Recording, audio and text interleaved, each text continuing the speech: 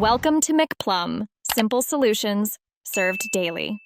In this video, I will explain how to make French toast like restaurants. First, let's gather our ingredients and prepare a rich, flavorful batter.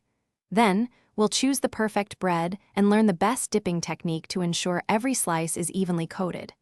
Finally, we'll cook your French toast to a beautiful golden brown, achieving that restaurant-quality crispness and tenderness. Get ready for a truly delicious breakfast. For that restaurant-quality batter, start with 3 large eggs, whisked until smooth. Incorporate 1/2 cup of whole milk or half and half for a luxurious richness. Add 2 tablespoons of granulated sugar and 1 teaspoon of vanilla extract for sweetness and aroma.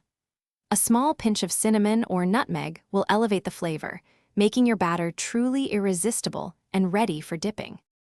The secret to great French toast starts with the bread. Opt for brioche or challah, as their rich texture holds up beautifully. Slice your bread about 1 inch thick to ensure it maintains structure and doesn't fall apart.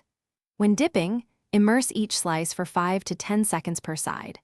This brief soak allows the bread to absorb the batter fully without becoming overly saturated or soggy, ensuring a perfect bite. Now for the cooking. Heat a griddle or large non-stick pan over medium heat. Add a pat of butter. It's key for that beautiful golden brown crust and rich flavor. Cook each slice for about 2 to 3 minutes per side, or until the edges are set and the bottom is perfectly golden. Flip and repeat.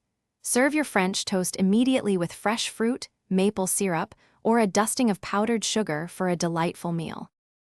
Thanks for watching. Stay juicy and subscribe.